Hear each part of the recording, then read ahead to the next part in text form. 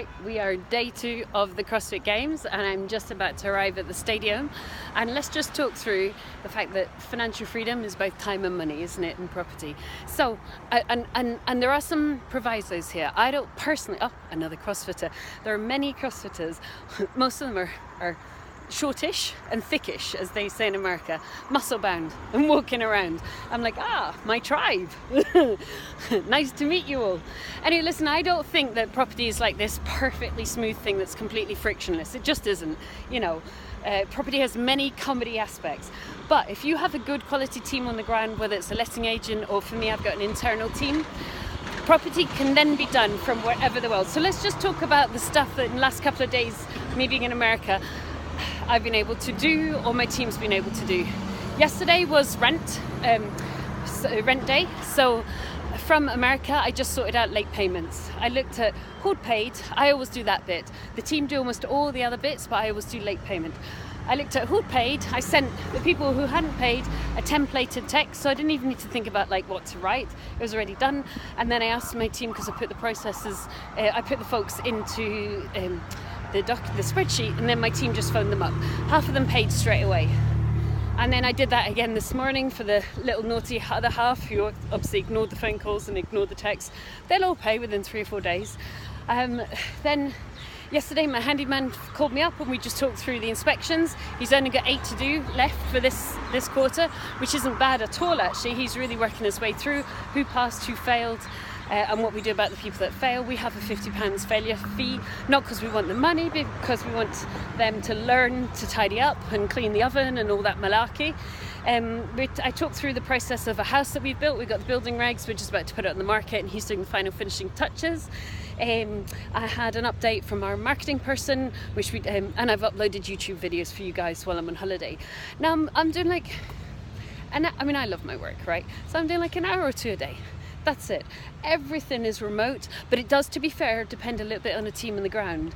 Nothing is tied to my hourly rate. My hands are not tied. I'm not stuck in an office.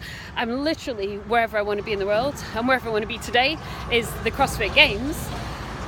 And then tomorrow morning I'll just check some of the basics, because the processes are there, the templates are there, my team are really well trained. Today slightly comedy. Generally tenants are great. Every now and again you get somebody being a bit of a stinky, to be fair, but generally tenants are really great.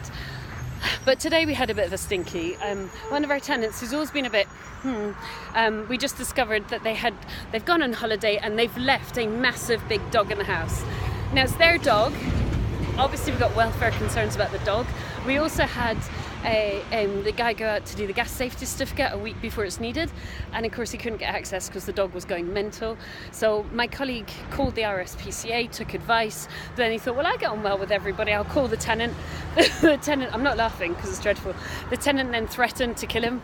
The tenant's on holiday, and we're like, look, we're just about to get your dog taken away by the RSPCA because we're worried about its welfare.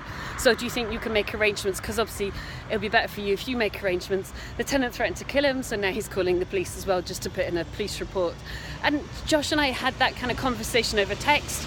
Because Josh is really experienced, he knows to move it from the tenant's point of view, which is I'm going to yell and shout and kind of bring emotion into it, to the landlord's point of view, which is I'm going to write to you as if I'm writing to a judge, and we're just going to keep this very sensible and measured and written and documented, etc.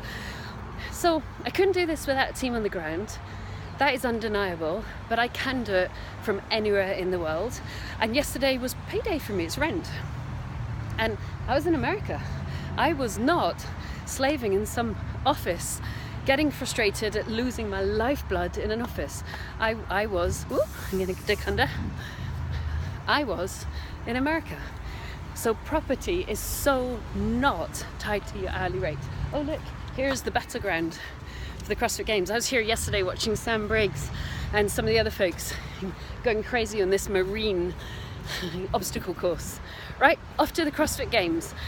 But I just want to show you that property is definitely financial freedom, because your assets bring in your income, and it's to a degree time freedom, as long as you've got a great quality team that knows what they're doing. So nothing's perfect, but I'd rather be laughing about a crazy dog and a crazy tenant threatening to kill my team member, even though he's absolutely right, calling the police, putting down a report and put everything in writing. And he's kind of writing too, laughing too, telling me, well, at least this job isn't boring. That's for sure, property never's boring. Right, have a good day. Just to say, once you get past the initial bit of buying the properties and you're onto the managing of them, oh my gosh, the freedom it gives you is well worth all the crazy hours of buying them. Good luck.